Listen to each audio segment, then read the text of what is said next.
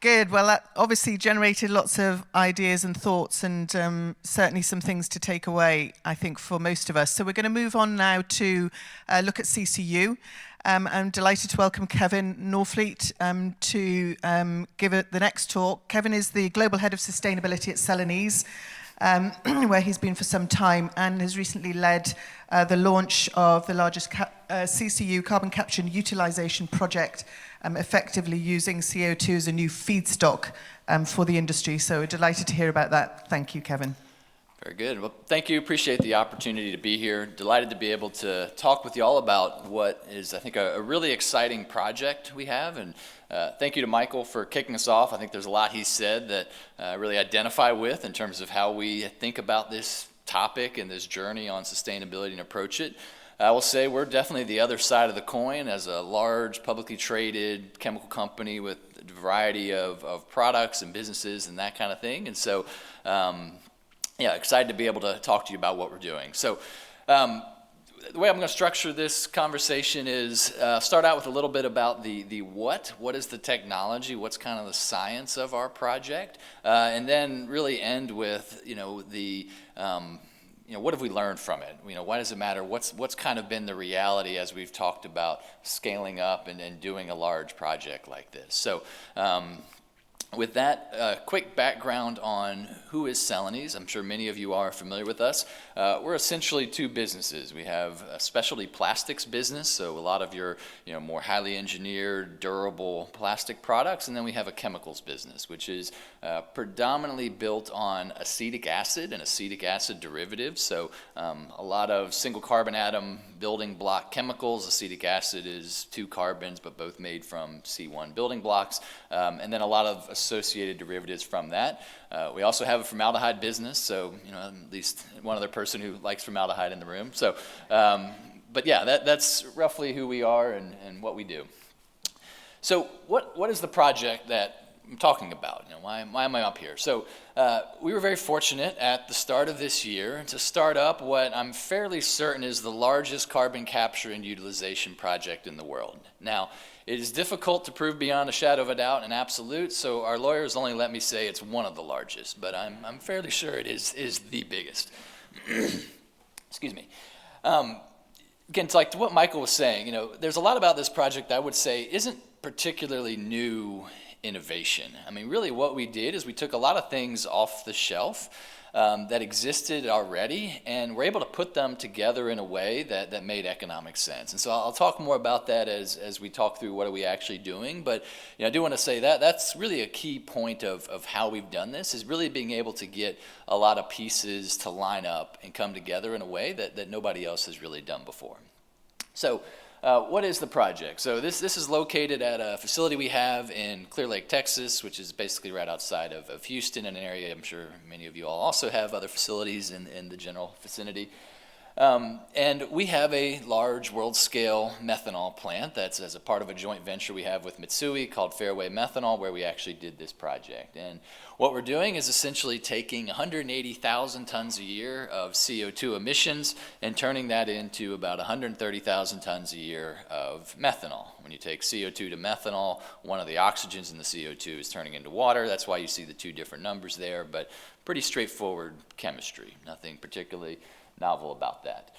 You can see the pictures on the slide. Again, as I said, this project started up in January of this year, so this is fully operational. We're actually, doing this right now. On the left side of the screen, you see what we actually built. So we put, decent chunk of capital to essentially build a really large compressor and some purification capacity to be able to basically capture CO2, compress it, clean it up a bit, and then inject it into an existing methanol reactor, and that is the CCU project. And the existing methanol reactor is what you see on the right. So when you talk about carbon capture, I do want to maybe make sure we ground the audience a bit, because when you say carbon capture to the average person, 99% of the time, people are talking about carbon capture and sequestration. Most of the time in the news, carbon capture is sequestration. Carbon capture and utilization is not talked about a ton, and I would say, frankly, I think that's unfortunate that there's a missed opportunity for the chemical industry, because there are, in certain chemistries, a lot of really interesting things you can do with CO2 potentially as a building block. And so what we're doing in our project is essentially taking industrial CO2 emissions and turning them into chemistry, turning them into methanol, and then methanol we turn into lots of other things. Again, just to be clear, not sequestration. Nothing that we're talking about is actually just saying we're going to stick the CO2 into the ground, and that's not what we're doing. There are other sources of CO2 that exist. You hear some people talk about direct air capture, about other potential options. I would say maybe from just a purely pragmatic perspective, I have a hard time saying why you should do direct air capture when you've got all these great, already more concentrated CO2 emission streams that exist. And so that's where we've started. That very much is the low-hanging fruit when you talk about doing these projects, and at the end of the day economics matter, and so let's start with the easy stuff, and over time we can move to the harder things. So just the two, and actually we've already heard about another one of the pathways here, but the two main chemical pathways that exist when you're talking about doing carbon capture and utilization are really these two chemistries, urea and methanol. I think urea, a lot of the applications are ag, where it may be a little bit harder to kind of find markets that are interested in a sustainable premium. And obviously just the nature of our business, we focus on methanol because methanol turns into just a huge array of end products just in terms of the nature of methanol as a building block. At the end of the day, both chemistries really have the same dynamic of you need some amount of hydrogen to do carbon capture. And really for both chemistries, you need the same amount of hydrogen. From a molar perspective, there's really no difference. And either way, you can basically need the same amount of hydrogen to react with one CO2 molecule, and that's going to give you your CCU chemistry. So when you talk about CCU, the really important question that really drives everything is the hydrogen. Getting CO2 is pretty easy, but the hydrogen is really what makes it good, or just kind of a shell game where you've just moved CO2 around. So, and I'll come back to that point in a second. So what are we actually doing though? So, we're taking basically third-party CO2 emissions, mostly third-party. About 80% of the CO2 we use in this project is from third parties. A little bit of it is from another production process that is unrelated to our methanol process within our Clear Lake site. But essentially, we're taking that third-party CO2 emissions. We're taking what we describe as a low carbon intensity hydrogen. So it's not green hydrogen. It is a much lower footprint, still fossil hydrogen. And again, we'll talk about that more at the end, but that's a very important aspect of being able to make the economic realities work today, and being able to start kind of building openness and awareness and interest in this idea of you can make things from CO2. So with that, though, we basically take those two products and stick them into an existing methanol plant. And again, you can see to typically make methanol from natural gas, you would create syngas, you then react the syngas into methanol, clean it up, pretty straightforward. The CCU, just basically are sticking that extra CO2 and hydrogen into the reactor.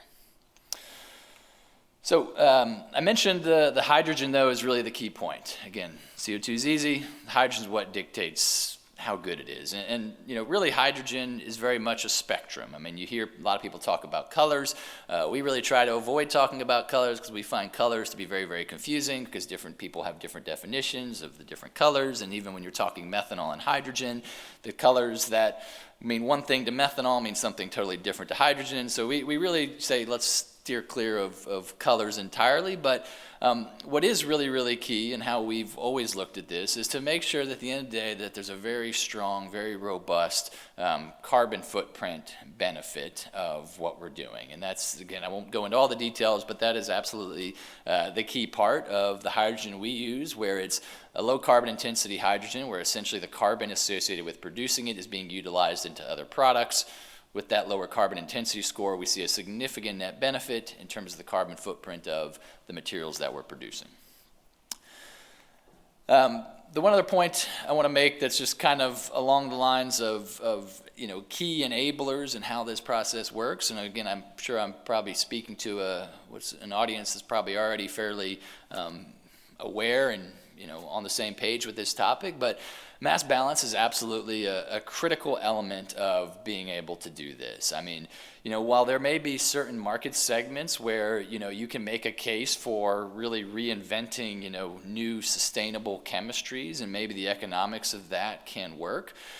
Broadly, when we look at, our chemical chain and just how far upstream we are at times, if you want to talk about being able to achieve widespread improvements in sustainability, we see mass balance as an absolute imperative, and frankly, as really a necessary option if society wants any hope of really reaching some of the goals that have been laid out. So mass balance is a key thing to us. For those not familiar with it, the best analogy I use to talk about it is it's somewhat like we talk about with renewable electricity. When we purchase renewable electricity as consumers or as businesses, we understand we're not getting electrons straight from the solar panel or the windmill, that it's all going into the same grid, and then it's an allocation exercise.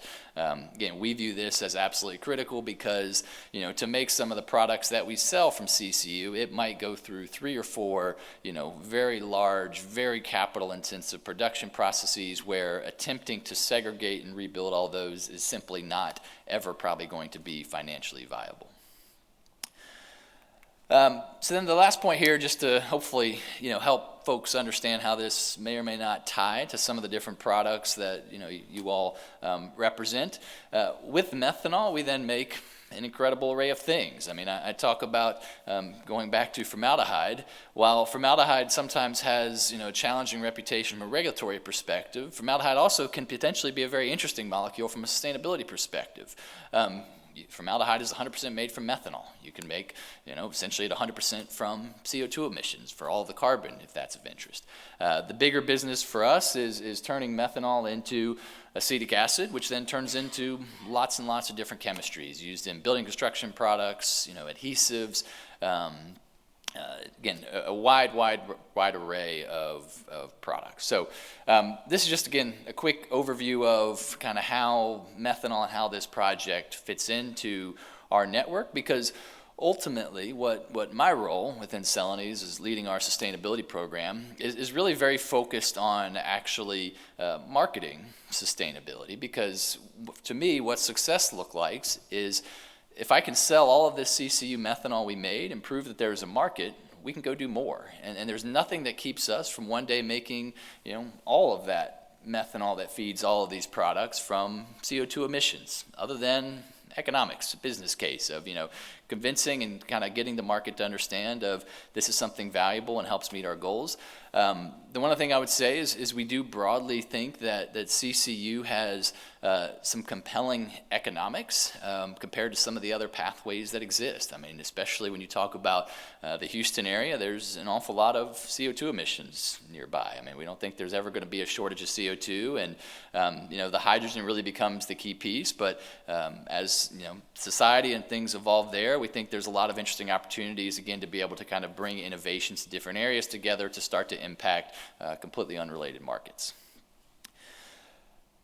So with that, let's talk about what have we learned from all this? So beginning of the year, we started up this very large-scale project, and to be very frank, we were able to build this because it had a case that made sense on its own. We've said this in the past. However, the real opportunity is to, what can we do to do more? And the reason I say all that, and the reason I kind of start with this first point of, don't let perfect be the enemy of good. I see that as a critical path for, the chemical industry and kind of society more broadly of how do we move things ahead. And this is a great case with CCU. I mean, we could talk about CCU till we're blue in the face. And if you insist on the kind of perfect solution, which is let's take green hydrogen with direct air capture CO2 or a biogenic CO2, your cost is going to be so extraordinary, nothing's ever going to happen. And so, we very much take the approach of, let's figure out what we can do now, and let's start trying to build the demand for that. Let's start trying to create the change where we can achieve it today, and then, move the market in that direction. So I would say that's very much what we're doing. And again, we've put a lot of effort into making sure that our product has, strong, robust credentials, but also want to be perfectly clear that it could be better. But at the end of the day, with, what customers and stakeholders expect, I think this is a really, really good starting point to, start to get kind of the society and the world interested in carbon capture and utilization. I talked already about mass balance. Again, we see that as a critical pathway, and I mean, frankly, this is, I think, a challenging point within the chemical industry, because we see some market segments that perfectly embrace mass balance and others that completely disallow it. And it's particularly frustrating that within, a single region, within Europe, you can have European policy that says all in on mass balance when we're talking about sustainable aviation fuel, but when we're talking about building products, absolutely not. And there's sometimes, I think, a big challenge for us as an industry that supplies lots of different end markets of, how can you say within the same regulatory environment that it's okay here but not okay here, but it's sort of okay here. That's a significant challenge that I think is really hindering the ability to scale up and continue to expand some of these technologies. The next thing I wanted to add here, and I think this is, a particularly important part of at least how Celanese has approached this topic, is that sustainability really needs to be a commercial topic. And I think until we see commercial structures that really start to build sustainability more fundamentally into how, companies do business, it's going to be really, really hard to continue to scale it. And, I think that's what we continue to see, but I think the great news is that we're starting to see progress. We are starting to see end markets and see, certain customers that are starting to express openness and being willing to start putting carbon footprint into commercial agreements, as maybe not necessarily as something that's a price, but at least as a part of a decision criteria, or maybe as a very small part of the price. And I think if we're going to see sustainability scale, and if we're going to be able to create an environment where we can make investments to continue to invest in things like CCU, that's a very, very important piece, that there be those clear, transparent ways of understanding what's the value and how are we able to use this as a tool to compete and as a tool to grow and as a tool to succeed. The other part I would say to that, with having those structures, is a challenge we have in the chemical industry is we have to look typically at long, big investments to do things, and oftentimes that's not necessarily how our downstream customers look. And so again, that's why I come back to we need that structure around what's the market want and how are they going to pay for it. I mean, I think when you talk about, there's a lot of particularly consumer brands that have made a lot of Scope 3 carbon footprint goals that today they seem to, I would say, have somewhat of a wishful thinking plan to meet those goals. And if we really want to see progress, again, we need to see those goals start to really translate into procurement organizations, into more concrete metrics that companies that supply those industries can essentially work to meet, and know that there's going to be some kind of commercial value associated with it. The next point there I wanted to talk about, and this is kind of one of the ones that was referenced in the agenda point.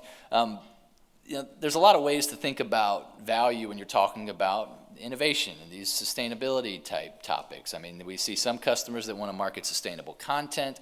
We see others that really want to market the carbon footprint.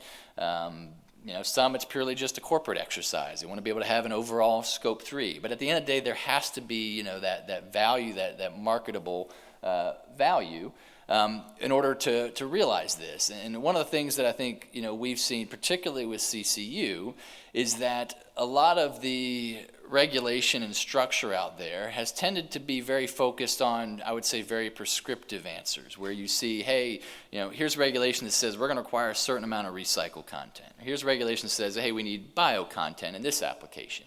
And really, particularly in the world of chemistry, there's a lot of very different pathways you can get to things. You can do things brand new ways, but particularly with CCU, oftentimes we see CCU falling into sort of a no man's land between recycle and bio-based. It's not bio-based, it's kind of recycle, but most definitions of recycle really don't contemplate the idea of CO2 looping and that kind of thing. And so, very often one of the things we encounter is that we're struggling against regulations or targets that were written with a very narrow view of what success might look like, and not really written from a perspective of, what are we really trying to get to at the end of the day, and how do we make sure we're working towards that goal. So I do think that's a critical part about, understanding what the big goal is, but at the same time also being open to, there could be a lot of different pathways, and so what are you really trying to solve for,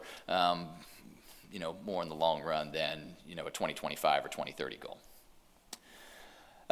The last point we'll make, and then we'll open up for questions, is one of the things that we see as a big challenge is very often demand signals are lost in long supply chains. I'm sure this is not a unique challenge to us, but as a chemical industry, we typically are, oftentimes large businesses that have the capability and the ability to invest in being able to really understand a lot about the carbon footprint of our products.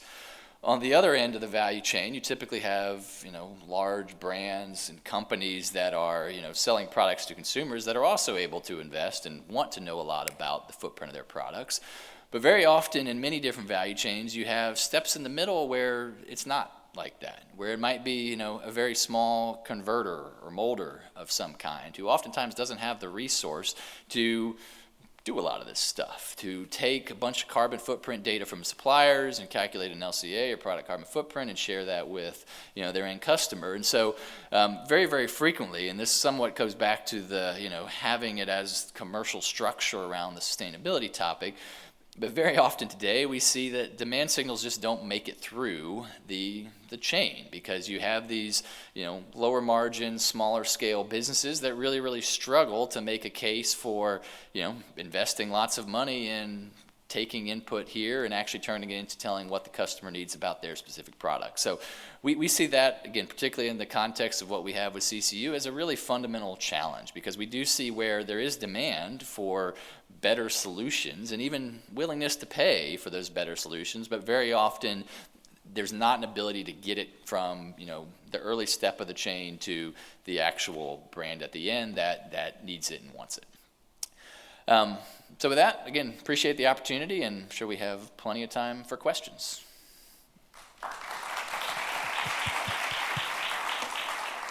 Great, thanks, Kevin. Yes, we've got time for a couple of questions, if anybody would like to open. When's the plant coming online, by the way? Is it already running as of January of this year? January this year, yeah. Great. Okay, question from the front here. Good morning, this is David Thomas from ScienceCo. I really like the pragmatic approach you have, but I know not everybody agrees with that, especially when it comes to sustainability. Often it's very emotional and it's perfect or it's nothing. I wonder if you have any experience that you can share on how to bring people along, or maybe it was easy because the business case was separate from the sustainable advantages. So, price helps. I would be kidding to not be transparent about that if you're asking for a lot of money, it's a lot easier to kind of expect perfect. And so I think that's, the less of a significant premium, the more I think there's sometimes openness to, being able to be a little more pragmatic, to be very frank.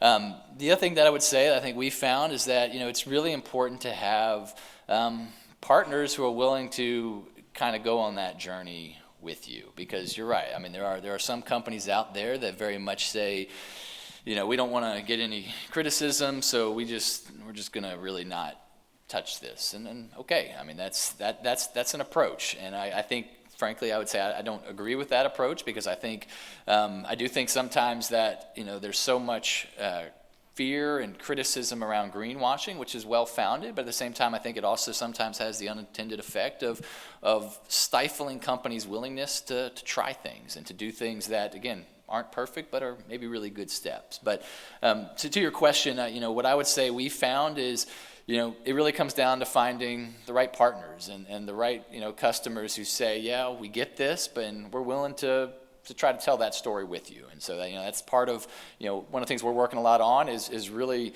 working to take our CCU technology downstream into places where it becomes more understandable, more visible. We're, I would be very frank, we're not a great marketing company. We have the largest CCU project in the world, I think, and by and large, most people haven't heard anything about it. Like we don't tell that story very broadly very well.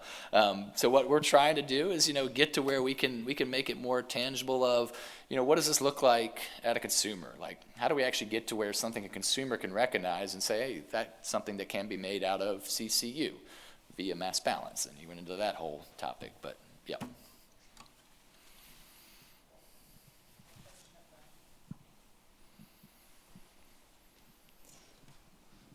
Morning. Tom Clark with Advancix. So in your global role, what sort of learnings can you bring from around the world, mostly Europe, right, into the U.S. to see how we could fast track some of these things and avoid some of the pitfalls? Yeah. So today, Europe is definitely driving a lot more activity, a lot more interest.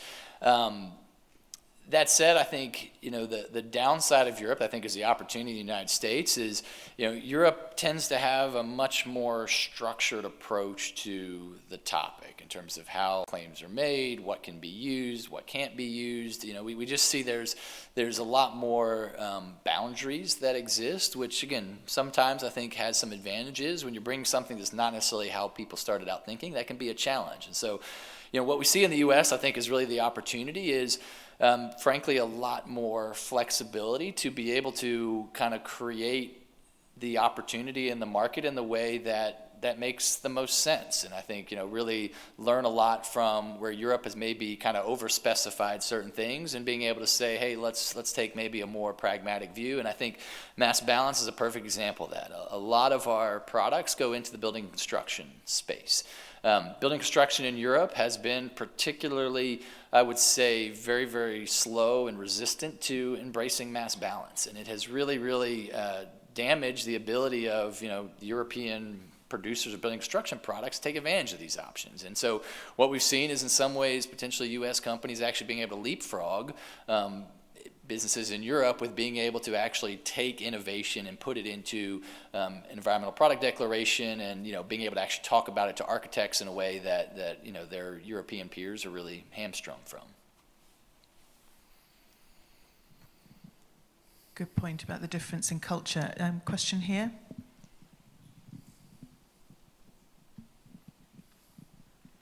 Thank you, Fumiko Raki from Mitsubishi Chemical. I really agree with you. Mass balance is a practical way to proceed this kind of project. And also, I can agree more of your last sentence about demand signal loss in long supply chain, because we are also upstream players in the market. And one thing about mass balance is that the credibility or bookkeeping or so is critical. And this is also lost in the value chain. So how's your plan to overcome this?